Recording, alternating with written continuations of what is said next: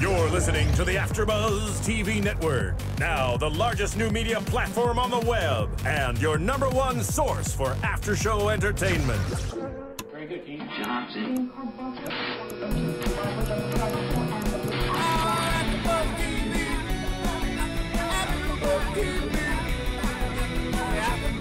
From the AFTERBUZZ Studios in Los Angeles, California, presented by Maria Menounos and Bing.com, and streaming live thanks to Akamai Technologies, this is AFTERBUZZ TV's Glee Project After Show.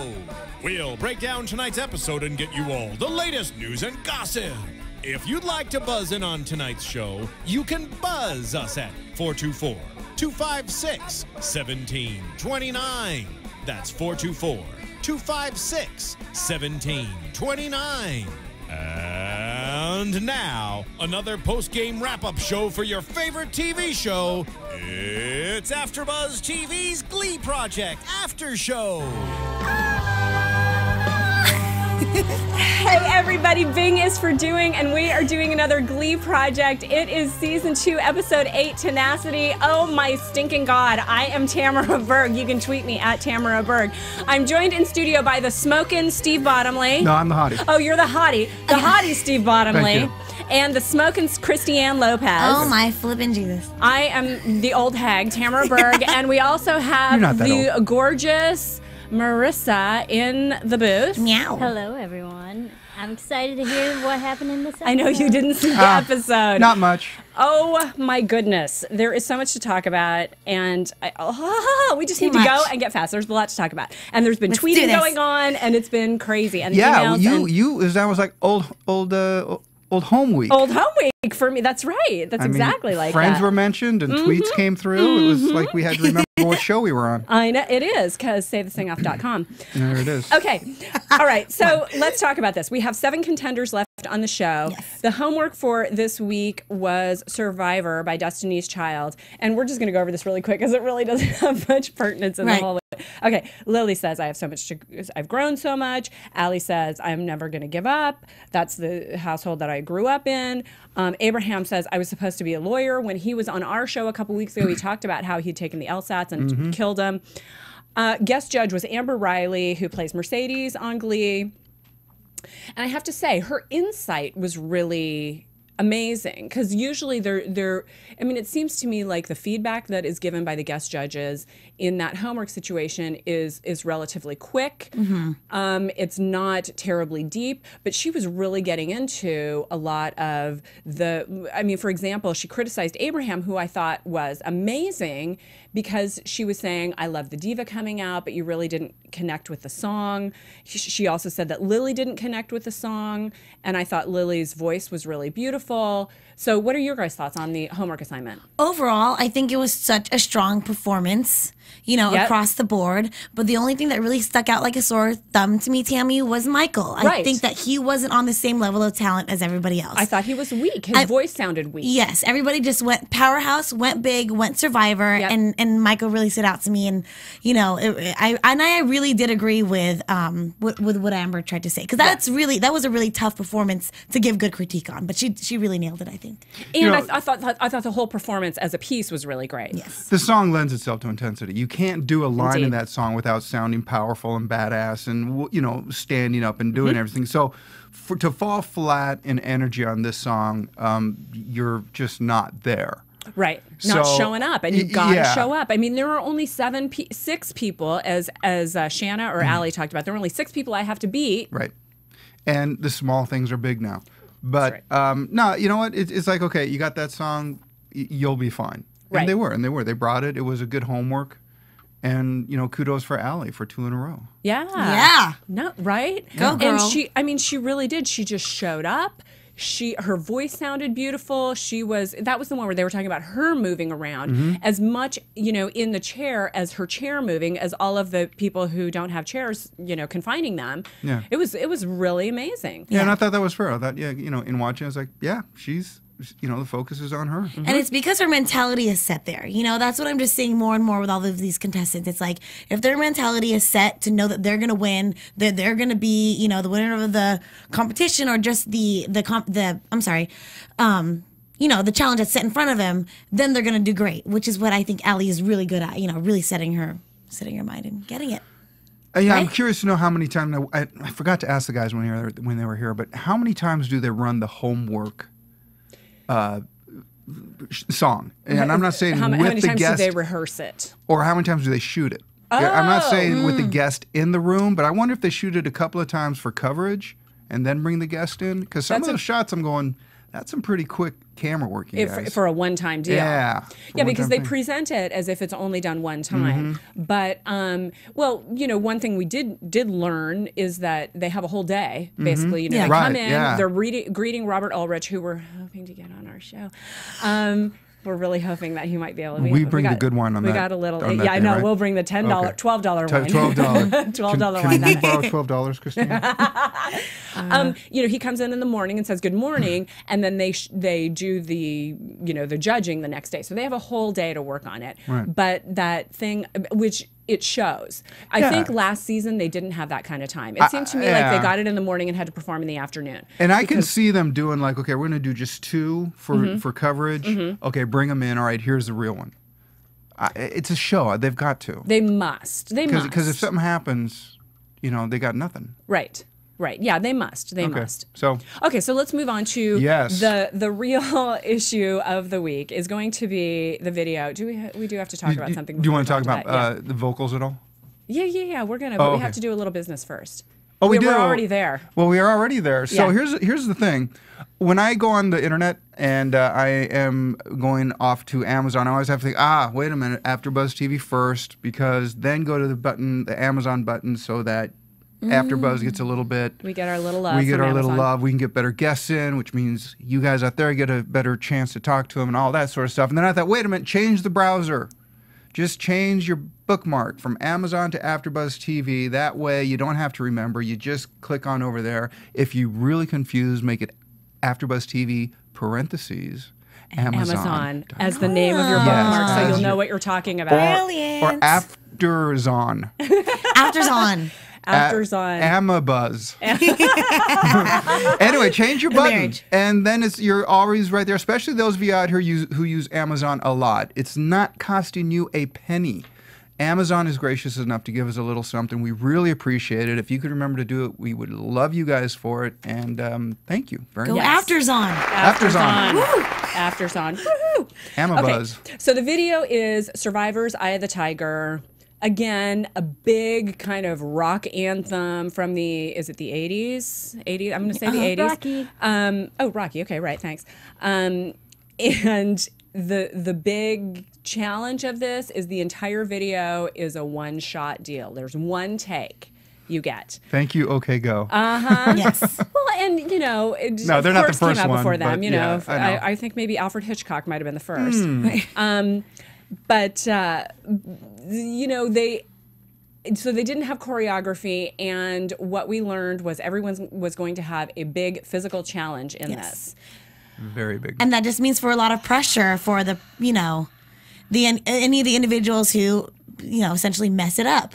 Right. And you're going to mess up early. Of course. Because you don't know what you're doing. So the first few times it's going A to be rehearsal. Yeah. They're taped rehearsal. Right, exactly. You're going to be, you know, you get a third of the way through, and then you get a half of the way through, and then there's going to be that moment like in the 3/4 mark that nobody can get through, which turned out to be the jump rope thing. Yes, exactly. The jump And then rope it's going to be killer. the point where there's just that one person that just can't get their part done. And I think all of that happened, Steve. But It did. It's an happened. algorithm. Right. You know, it's mathematical certainty. This is going to happen this way, and we know it, right? yeah, but Go ahead. well, I think the whole room was saying that is a very unfair thing. Yeah. Okay. So let's talk about. I don't know it. where So- you wanna go yet. No, we can go there. Okay. I mean, you know, we're kind of all over the place. Well, little actually, before we do that, let's talk Yeah. about the vocals with Okay, Nikki. Okay. okay, Yeah. okay. Because that's how the show went. Okay. So we go into vocals with Nikki, and she says, Shannon, once again, great. She says, I love working with Blake. He's the one to beat for the guys. And then there were some other things that happened. Although we looked around the room and went, really? Because Blake sounded a little flat to us. He did. He did. sounded absolutely In flat fact, we to me. ran it back a couple of times to see if we weren't hearing it right. And every time I was like, nope. Little flat, dude. Which is when I made my note of, sometimes I think that Nikki plays a little bit of favorites. I think that, sometimes I think she's a little bit more favorable to certain people in the booth, and I think she kind of made that clear afterwards when she's like, I love working with Blake. Oh, I love working with you, Shanna. I mean, sorry to make it sound unfair, but it seems a little bit unfair sometimes when I'm watching it. I agree. And Michael... How can that be? It's a reality show. It's real, Christy-Anne. Come on. But, Michael... really kind of didn't show up, and in the homework assignment he was weak, as you and I talked about, Christy-Anne, right? So and he was pitchy, and he was bad. And in he the even booth. commented on it. That was pitchy, wasn't it? Later on, his excuse was, "I just figured low energy was the way to go." For clearly not understanding the song. Yeah, Eye of the Tiger. Survivor. Well, and it makes you wonder, in what form do they get the song? Do they just get the accompaniment and the lyrics, or do they get... If he came in with that energy, he got the elevator music form. Right. He got the music form, yeah. But that's the only reason I could think of. How is low energy ever acceptable for anything? I mean, like, they're just... There's a way to bring a lot of energy to any kind of subdued performance that you do. You always bring a high amount of energy. That's an excellent point, and that brings back what we talked about Nelly, who ended up having to sit on the couch for a few, of the video things, and she was going, I'm playing bored, and we've talked about it a couple of times. You can't play bored. You've got to bring energy in some form, otherwise you disappear. And this is a competition, and it is a performance, and those are two situations where you cannot disappear. I'm sorry. Yep. We need to sit down with all of them. I know. Right? So it was Michael who was having trouble. Everybody was good. Abraham came in, and unfortunately that song was right at his break. Okay, before we go there, though, I just want to write at the point in which I wrote on my notes who our bottom three were as we determined it, okay? Yeah. So Allie was determined the winner of homework, and at that point in my notes, so here it is, this is where the homework is over and Allie's determined the winner. This is where we wrote who our three were, and Steve was the leader on this. Yes. Abraham, Lily, and Michael were going to be our bottom three, and the bottom three, Michael, Abraham, and Lily. Thank you very much. Yeah. AfterBuzz TV, we got it. I'm just saying. Not just a pretty face. That's right. Not There's just a pretty things face. going on here. Once you see now who actually doesn't survive the bottom three is a different question. That gets a little bit squirrely. But once you start to see how they cut it, and once you see how the dun, dun, when the music comes in, the shark music. It's like, oh, okay. Okay, so. Where were you going next? I was just saying that Abraham also was right on his break. There was nothing he could do about it. He didn't have the skill set to. Sorry, Abraham, but you didn't have the skill set to make that transition gracefully. You know what I mean? When you're coming into your break and there's that spot that is not strong. Yeah. And if that note is right there, you got to figure out how to get through it. You got to cheat it, and you got to practice that a lot so that you can't tell. Nikki's going to be able to tell. Of course. And if you don't know how to do it, you're just going to kind of collapse. That's what happened to him. Unfortunately, that was just right at his break. And it's incredibly unfortunate. It's a situation that you can't. It's a bummer. There's nothing you can do about it except try and get around it, like you say. Yeah, learn the tricks. Yeah. I don't know the tricks, Steve. I think you're going to because I was singing in the car on the way over here and I sucked. I'm just saying. So it was at that point where you just kind of went, those are the those are the bottom. Those are the bottom, and called it. Abraham and the Abraham part of it made me really sad because well, I love him. I love him. Well, it wasn't all just anyone else's fault. We'll talk about that in a little bit, right? Yes. Okay. So during the shoot, Blake had to take the stairs, right? So he had, as they were determining, the most challenging physically situation that he had to go through. All the way up, right? Yeah. All the way up. All the way up, like 10 or 12. Anyone who's done sports that had to run bleachers, that's punishment. That's when you screw up. Coach goes, run the bleachers. And you've got to go up and down, up and down. And I've never heard Coach go, run the bleachers while carrying a ball and singing. Yeah. And looking good. That's because you were never on the teams I was on. No. With us, it was swimming. Okay. Then there was the Eileen and Lily conflict. Yep. Right? So in the booth, Lily was singing. She was, belting out that huge voice during the choral parts where they were supposed to blend. And I think this was a classic situation of trying to make your faults be strengths. Mm-hmm. I happen to have a singing voice that is very what's the word? Bright is the word that they use. And so it kind of like sneaks through everything. And so I have to pull back in choral Yeah, your voice situations. does cut through. It does. It's just at a... You would probably say screechy. No, it isn't. No. It's a cutter.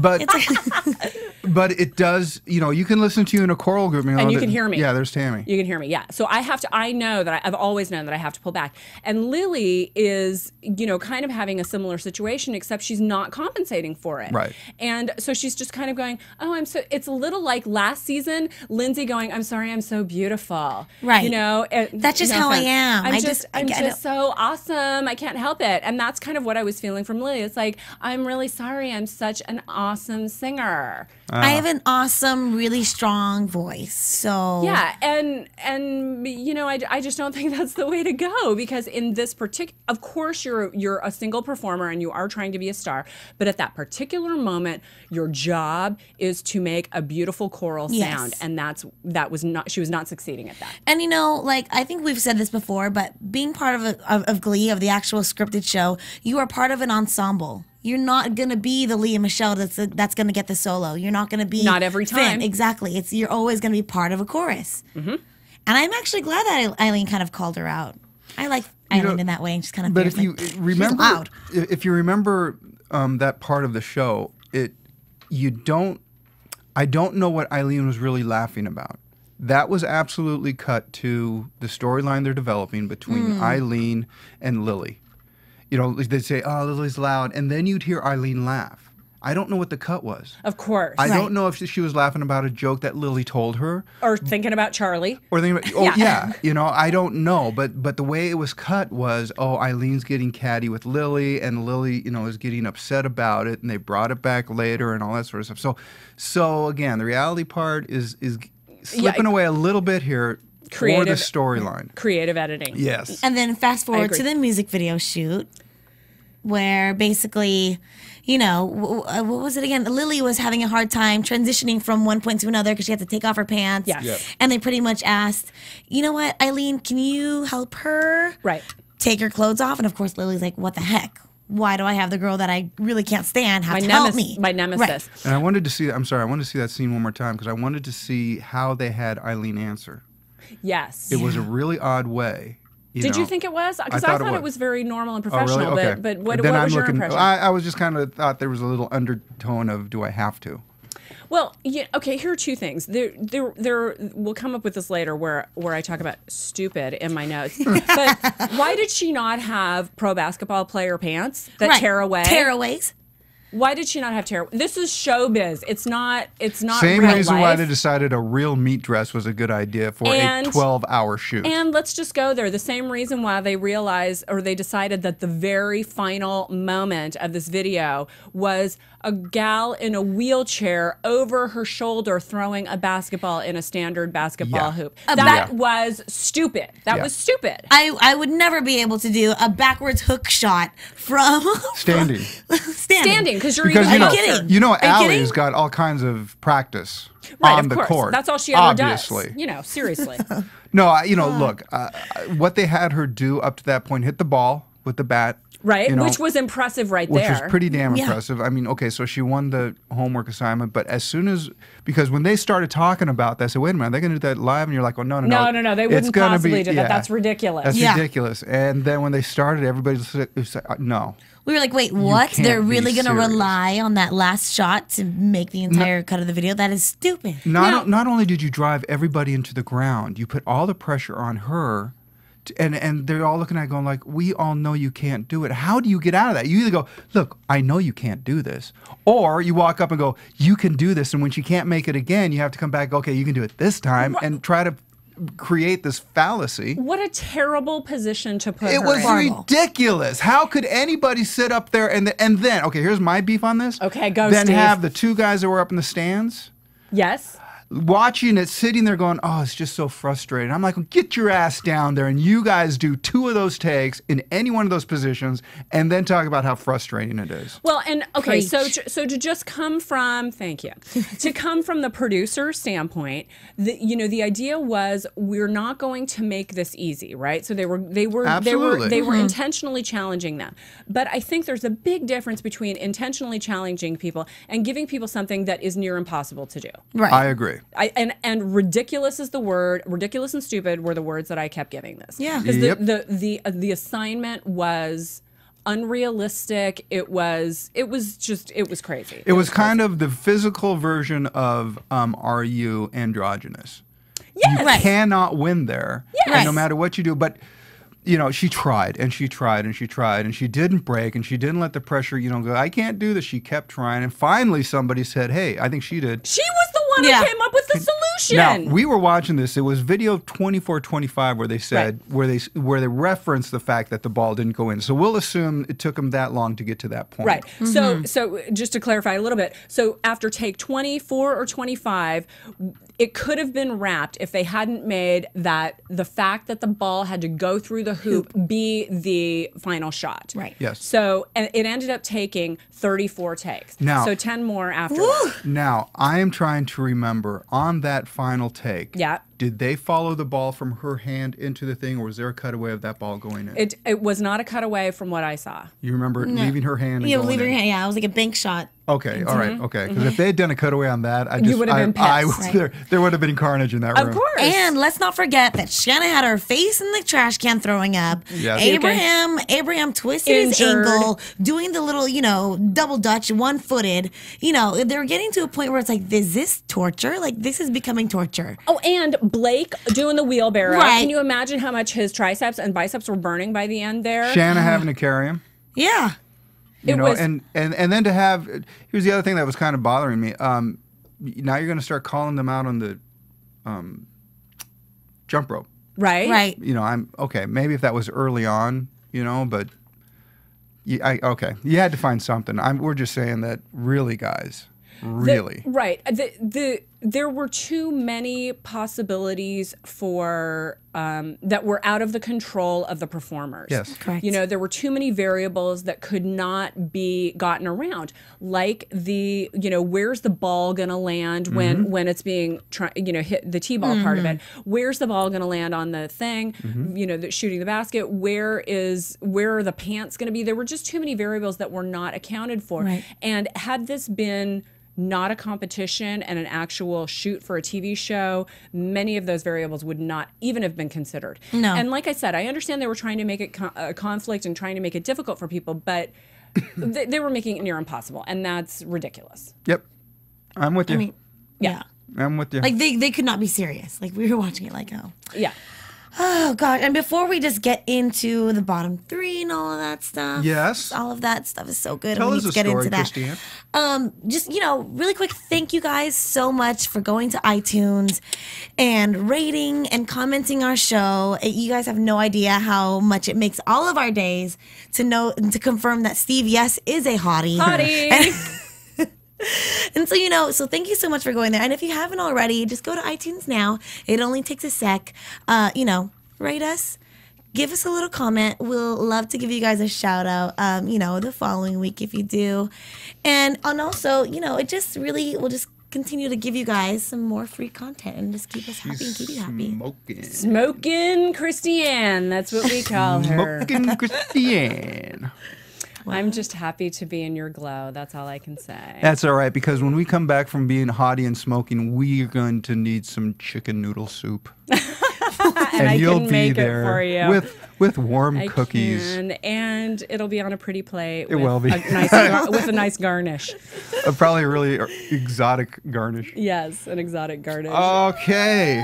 Where does that leave us? That leads us to the bottom 3. And the bottom 3 were, oh my God, Michael, Abraham, and Lily, just as we predicted. Look 10 at minutes that. into the show. Thank you very much. Yeah. Okay. Called it. And so, okay, yeah, okay. So we have to give Tammy her 20 minutes. We're gonna have to have a little detour here because, oh my God, Michael's song was "Brick" by a little band called Ben Folds 5. Oh, thank you, really? Amanda and Casey. Yes, I was dying when they said it. I was dying. screaming. She goes, We had to stop the. We had to stop the TV show because then I had to write an email to Ben Folds. We weren't even going to be able to hear it. Wait, no. So that was great fun and really neat. And I have not heard back from Ben, but I might be talking to him tomorrow. So we'll see what happens. We'll see. Okay, so Michael singing the song. It was pretty.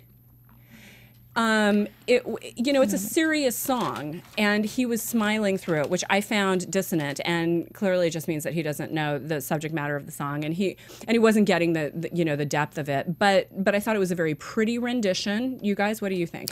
I thought it was okay. It did not wow me. I'm with you. I can't really say, I can't make up that I was, wowed about it. Yes. Well, here's the one. It was okay. It was okay. Actually, it's funny because I was thinking about this morning. I was listening to another song that's on Ben Folds 5 album that's coming out in September. No, I'm serious. I was. And Ben sings a lot of songs in his higher register, in his upper register, including that one. It's that she's a brick, way up there for guys. And so this was a really high register song and a difficult song to sing because it goes all over the place. What I was thinking was, in 20 years when he's still on tour, because we've talked about this about other bands, is he going to really hate that he wrote this song? Exactly. Because it's all the way up here. And It's not going to be that register. He's going to hit all the lower harmonies. She's a brick. And there's going to be like a choral group behind him. Right. And you know what? I didn't think it was strong enough to stay in the competition. I really didn't think so, Inger. I don't think, no offense, but I don't think Michael is long for this competition because his direct competition is Blake. Yeah. I hate to say this, but they're kind of interchangeable as far as their look goes. Right. One has the Bieber-esque hairdo and the other has the curly hairdo. Other than that, they're handsome, leading man, white guys who have beautiful voices and can act. Yes. I think probably Blake has a little more in the talent area, but just as far as quick looks, that's the impression that you get. Yeah. And so if because that's happened to probably all of us who've gone on auditions and gone out for parts. There's somebody who looks just like me who's just a little bit more talented or had a little bit more sparkly smile or whatever, and that just eliminates you, right? Voice. Or didn't have the screechy voice. It wasn't quite so haggish. So not quite so much of a hag. That'll change now, though. You're going to get the posse. I just kept thinking he's no Ben Folds. I am never, ever baking for you again. Okay. Ever. No, honestly, I was thinking... and not another jar of jam. Oh, I'm never. Sorry. I'm sorry. No, I was with Christy-Anne. It was like, that was nice. Good for you. And we will miss you. And yeah, he's not gonna make it to the top 5. No, I didn't think he was going to survive this week. I didn't either. I thought he should have gone home after this. He needs to send somebody a thank you card. Yes. But what bothers me is if he continually just compares himself to Blake with every challenge and everything he does, he's not going to get past. He's not going to get far in the competition. He's not going to get far in his career if he's constantly just comparing himself next to the guy, right next to him, Well, okay, but see, and Ryan Murphy said, who cares that you had trouble on these things? You need to be a star, right? Yeah. And that's speaking to your point. He's not showing up. He's not being a star. Now, here's a good point that I think, Amanda, thanks, Amanda, that Amanda brought up, that there are only 2 guys left in the competition now. Mm-hmm. And he knows Blake has always been his competition. Yeah. He knows he's always had to go up against Blake. Right. Yeah. So to focus on Blake, I agree. Later on, when you're out of this competition, you can't be doing that. But right now, immediately, that is who. And there's no, I can't believe that he, at night says, no, I'm the guy. You don't think Michael's saying that? He's got to know. Blake has just got an edge, and there's just been so many times where they go, wow, the camera loves him. It does. You're absolutely right. And And now, I'm not saying Blake's going to win it. I'm just saying that between those two, I don't think Michael's going to. And it just comes down to, that undefinable, the it factor, the charisma. Yeah. Blake has a little more charisma. You sat next to him and made out with him on the couch, so you would know Dreamy how as much. hell. spoon and everything. Jealous. No, I haven't had time with Michael. When we go on our date, I'll let you know. Okay. We can compare notes. Okay. You can tell us all about it. Okay, so let's move on to Abraham, saying "Man in the Mirror," and I was blown away by this performance. I thought it was amazing. I thought he was so good. And yes, I'm absolutely affected by the fact that he sat next to me on the panel here. He also has beautiful charisma. And so talk about that, and then I'll talk a little bit about his the Twitter thing that we had this I agree with you, Tammy. He did a great job, especially because they tried to maybe trick us, I guess, when he was in rehearsals. He was getting really choked up, emotional, and vocally didn't sound good. But he went on stage and literally brought it. Like, I feel like he put his heart on the floor, knew that this was probably going to be his last chance, to perform. Last chance. Yeah, last chance. So it's kind of like, from that performance, I thought he deserved to stay. I did too. I really did too. And let's talk about Lily, and then we'll come back to Abraham. Okay. So next we had Lily singing "I'm the Greatest Star" from Funny Girl. My biggest note for her is that, and it's never been put quite to this point, but you and I, Christy-Anne, agree on this, and I'm going to say it, that she's over the top with all of her acting, basically. Yes. And she's forcing things, and she's, like this all the time. And TV is a subtle medium. It is not stage. There is a big difference between acting on camera and acting on a stage. And I think she's more suited to acting on a stage and has not figured out how to make that adjustment. You agree with me? Oh, completely. And I mean, it's different when you're watching it when she's a solo, like on the stage on her own, because I think that was a very good, strong performance. But the point that we're making is when you watch her in that music video, way too over the top, a little too, dramatic for, what you're trying to do. Like you said, you have to be a little bit more subtle. A little. Yeah, Steve. I'm with both of you guys. It was kind of like, well, first of all, I don't think she's a good actress. I don't think I'm not seeing the core of who she is. I'm seeing somebody trying to present something to protect who she is. Right. I'm not seeing that whole thing of, this is painful for me because this is who I am and I'm going to expose it. I'm seeing, this is my third wall in. And I'm comfortable with my third wall in, but there's no way you're getting past wall 7. I'm so with you on that. That's absolutely the case. And that's where, that's why she plays caricatures. Yes. Because caricatures are the trappings of a character, whereas really connecting with a character requires getting to it from the core of who you are. And she doesn't do that. Right, and if you have to compensate for not being able to get to your core as an actor, you are going to overcompensate, and the end result is being too big, being, like just not connected. She's not connected to what she's doing. But I cannot fault her presence. No, and her vocal was amazing. Yeah, right. Oh yeah. As strong as that voice is, when it's in the right material.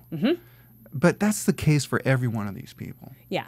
Every single one of them, at least at this level now, that it just, the bottom 3 performances are always just so bittersweet because they're so good, and you're thinking, where was that in your competition? Why didn't you bring that in the vocal booth? Right. When you had that one line to do, you've just done a whole song with that sort of precision and energy. Right. And connection, Yeah. like we've been talking about through this entire episode. One of the things that just came to me, though, was, think about each of these kids as a performer, right? And some like Blake characterizes himself as an actor who sings. There are other of them, like Nellie, for example, characterizes herself as a singer, songwriter who acts. But if you think about it, all of them, their performance experience would have had to come from school musicals, college musicals, local productions, things like that. Then coffee house performances, maybe being in choral groups, that sort of thing. Right. Nobody has had that intensive exposure to working on camera.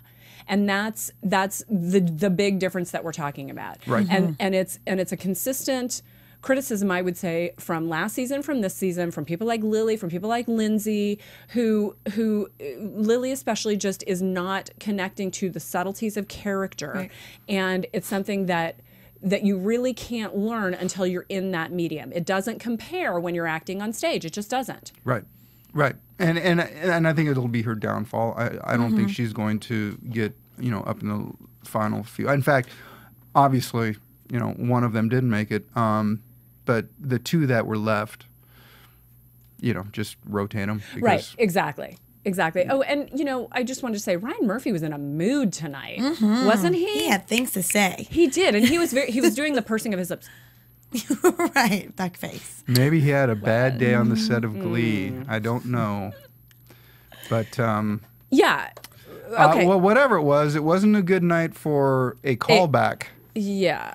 An uninvited callback. Right. So Abraham comes back on stage. Can I just say, I'm sorry, can I just say one thing? Yes, of course. Perhaps the room can correct me, or you guys. Did he limp that much walking onto the stage? Did we see it? I wasn't looking. I was writing notes at the moment. So, okay, if you sprained your ankle and you're all twisted up and you think, okay, I'm going to wear these Elton John boots. Okay. That's a good move. Yeah. Yeah. I'm not going, wait, dude, seriously, what's with the boots? Different footwear choice? A little bit. Right. So are you suggesting that maybe there was some acting? He's been a guest, and I don't want to but I just don't know if it was a little bit more of an affectation. Well, and it also could have been an editing thing. Maybe. We also don't know that. All I noticed was those huge boots and a limp, and I'm like thinking, I don't understand that. I will say that it did seem very obvious after they made the point about his injury that, from that point on, I did notice him limping a little bit more. I did. Well, and when we caught his injury on tape, when it was happening, it absolutely appeared authentic. I didn't for a second think that he was. No, I thought he was really hurt. That he was faking it, and I wouldn't, having met him and having an experience of him personally, I wouldn't think he would do that. Right. But so there's that element. But regardless, he decided that he wanted to take the risk of coming back on stage and basically fighting for his right to be called back. I'm going to jump in. Yeah. When they were interviewing him, yes, he said, I'm not going to use this as an excuse, and that's the first time they stopped him. And is it Ryan? Ryan Murphy. Yes. He said, people who say they're not going to use it as an excuse, use it as an excuse. Immediately say an excuse. I learned that in college. Yeah. That's what they call a marker. That's what they call a language marker. And it was another rookie thing where you just go, it's like the same thing, a rookie thing that Lily did, saying, well, it wasn't my fault. Total rookie that's move. the blame. Or, Michael caught it. This time Michael said, they said, Michael, you disagree. And he said, no, I just wish I had done better. Right. He's like picking it up. He made an adjustment. Yes, and it was a good one. It was. That was a really wrong thing to say. It was a rookie Lily move. said a few wrong things, but as soon as they started the interview, I'm thinking, Michael, you're okay. Yes, you did. You said that out loud. I know, but I was still thinking, they may keep him because it was interesting because Ryan said, blah blah blah, but I can still write for that kid. And when he said that, I'm going, okay, they're going to keep Lily and Eileen's story going. Yes. They're going to keep him around because of that drama. Yes. I'm like, sorry, Michael, you're gone. And then Abraham walked back on stage. And, we Face said palm. it. And it's talking all over the chat room. People are going, yeah, he sealed his fate when he walked back on stage. He absolutely did. Because basically what he did was a version of what he did last week when he came on stage, when he was going, Ryan Murphy, oh my, and I do think it was genuine in that he was saying, I admire you, Ryan Murphy. It was just an inappropriate time to say it. Yes. I felt. But he came out and really I was thinking, like Ryan Murphy was, he's going to fight for this. Because don't you want to do that every time you walk out of an audition and go, oh my God, I sucked so hard on that. Right. Or just but wait, I just want to say. Yeah. And it never comes to you in the moment. And so I thought it was a brave thing to do. I thought it was hugely brave. Yeah. I thought it was enormously brave to be able to walk back. It's just that when you take those steps, you better know what the hell you're going to say and how it sounds. Yeah. That's the type of thing that you've already rehearsed in your head a few times from auditions that you screwed up. Yes. It's not a thing that you decide on the spur of the moment, I'm going to fight for this. Right. Right. Because he said the exact wrong thing. Right. And I feel like things like that only interpret self-doubt, you know? It's like Ryan's thinking, you know, if you really were confident in your performance or whatever it is, you would know that you're just going to get past this little bump in the road. You would you would never need to march back in here and say, please take me back, you know, I'm not going home. Yeah. Right. What he did was he took that moment and brought it right down to him. Mm-hmm. And these guys are looking at all these moments from the point of view of a huge multi-million-dollar endeavor that they have to keep rolling every week. And I'm sure every single one of them were thinking, what happens when he pulls this on Glee? Right. What happens when he comes out and needs this moment of me to make sure that his star is bright enough that he is not being diminished? Payroll goes over budget that week is what happened. Yeah, and what he was saying is, I'm not leaving until. I'm like going, dude, you don't have that power. There's a million ways you can phrase this. Yeah, and that was not the best way to phrase it. That was a real rookie way to phrase it. And he was called on it. And I have to say, I didn't see it because I just like dropped my head. And I was looking at the floor because I was just so embarrassed you knew it was, for him. You knew it was the Sorry, the wrong Abraham, thing to but do. really, I was really, really embarrassed for him. You know, I really appreciated his spirit. And like I said, the choice that he made to go out, I thought it was incredibly brave. Yeah, there's a million actors that wish they could do that. Exactly. And how many times have we had it happen that it just doesn't come out of your mouth the right way? Yeah. Kind of most of the times for me, it doesn't come out of my mouth the right way. And so it didn't come out of his mouth the right way. Right. And he could have, it was that moment where the scales could have tipped either way and it didn't tip the right way. Right. And I'm really sad because I think Abraham could have absolutely made the top 3. Yeah. I think he could have made the top 3 in this. I think he had a rough road to hoe. Yeah. Because he kept showing up for the same thing over and over and over. He would lose focus in the vocal booth. He would, you know, not carry his weight in the video or whatever they would find him for. But I think finally they just said, we can't have this diva performance on the set. And that's exactly what Amanda, my friend Amanda, said on the chat room. She says, the mistake sentence was, I'm not leaving until I win or you write this part for me. Yep. Because he crossed the line between being tenacious and the boundary of, I'm telling you, the producers, what to do. And that's not okay. So good on you, Amanda. That's exactly right. I totally agree. The first thing they'll do is go, yeah, you are. Right. So there's no way in hell, the people that go through this to get to the level of having a show and what they have to go through and the trials and tribulations that you are put through, to sit there and have a 19, 20-year-old kid tell them, dictate to them. Yeah. The fact that he was even given that was something to take home with. So. Okay, so really quickly, I want to go to, we're going long and I've got some news, but I don't want to go to the news quite yet, Marissa, because I just want to talk about Twitter. Abraham actually watched our podcast from last week, this week, and he was tweeting me and tweeting you and thanking us for our comments, all of us, about our comments on the androgynous challenge that Nikki gave him. He also did a video blog on it. So if you guys get a chance, take a look and find his video blog. It's a really good video blog. And I appreciate so much that he contacted us and we talked about how he inspired me and he still does. And I think he's an incredible performer. I think it's very unfortunate that he's not on the show anymore. I think he could have gone further.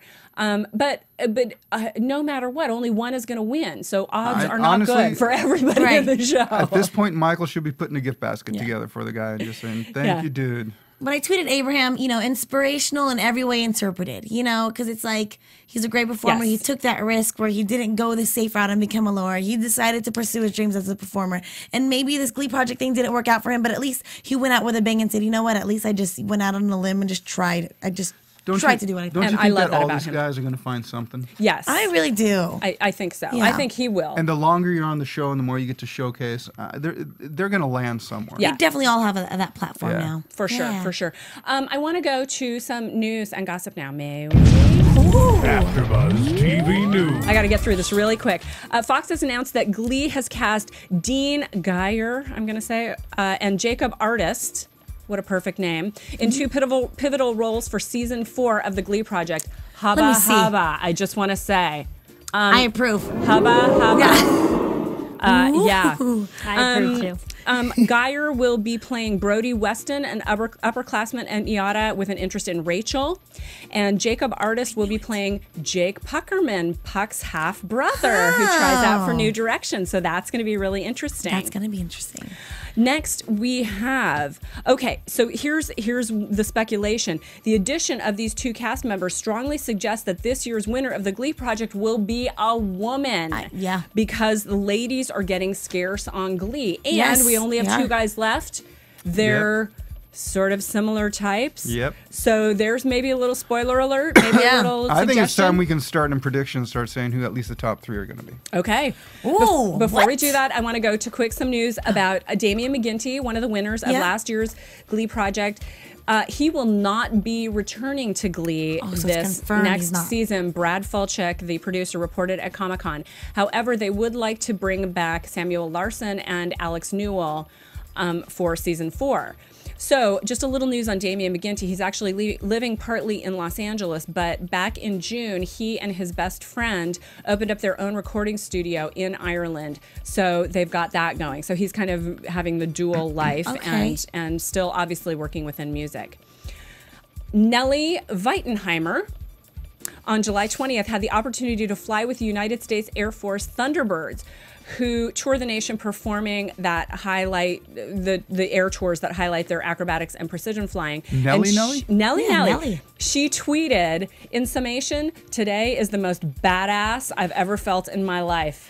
Whoa, Nellie. She flew upside down with the Thunderbirds. Did she eat bananas before she went up? She did not, but I do believe she did not puke. Oh, really? She went upside down. There was no recording of her puking. That's truly badass. That is badass. For civilians to go up and not throw up. That's why they say eat bananas. They taste the same coming back.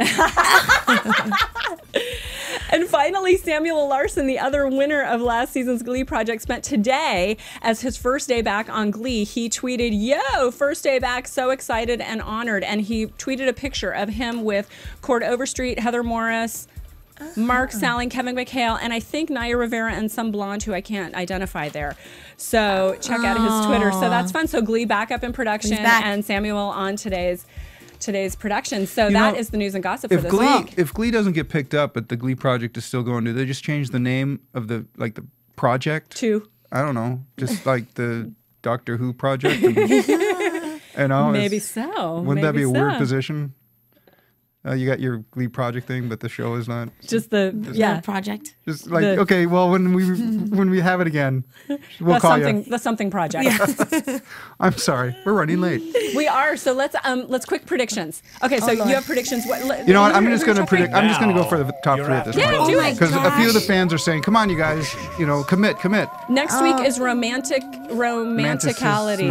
Romanticality. This is interesting word. I say the top 3 are going to be Blake, Shannon, and Shanna. Sorry, Shanna. Right. Is it going to be Allie or Eileen? Right. Yeah, and I'm saying Allie. Because I think Eileen, I'm not seeing anything different from her lately. And Allie continually steps up, and they just really like Shanna. Yeah. I love Shanna. Yeah. I'm going to go Allie, Shanna. I'm going to go Blake. I'm going to go Blake too. I'm going to go Blake too. I can only pick I can only pick Blake and Shanna. You can't pick a third. I can't pick. It's really between Allie and Eileen. Yeah. Yeah. Really? Not Lily? Well, because the thing is... I'm sorry. I have to call. Oh, my God. Oh, look, we're running late. And Lily, just for shits and giggles. And Amanda, I'm just quoting you all night tonight. My good friend Amanda says Eileen and Blake. Eileen and Blake. No, but you don't have a third? I don't have a third. I just want Blake and Shanna up there. Okay. All right. Oh my gosh, there's so much to cover. Thanks for being with us tonight. Christy-Anne, give us your Twitter handle. I'm at Missilo, MISSC_LO, and I'm also here on Thursdays for the Snooki and J. Wow Show. Steven? Oh, Bottomley Steven at Twitter. Also, if you're interested in Falling Skies, well, don't tune in next week. It's a marathon, but we do Falling Skies as well. And we rock on that show. We do. You can catch me on Twitter at Tamara Berg. Also, my website is tamaracentral.com. Thanks so much for being with us this week. SaveTheSingoff.com. SaveTheSingoff.com. SaveTheSingoff.com. We will see you next week for the Glee Project. From Bing.com, executive producers Maria Menounos, Kevin Undergaro, Phil Svitek, and the entire AfterBuzz TV staff, we would like to thank you for listening to the AfterBuzz TV network. To watch or listen to other after shows and post comments or questions, be sure to visit AfterBuzzTV.com. I'm Sir Richard Wentworth, and this has been a presentation of AfterBuzz TV. Buzz you later! The views expressed herein are those of the hosts only and do not necessarily reflect the views of AfterBuzz TV or its owners or principals.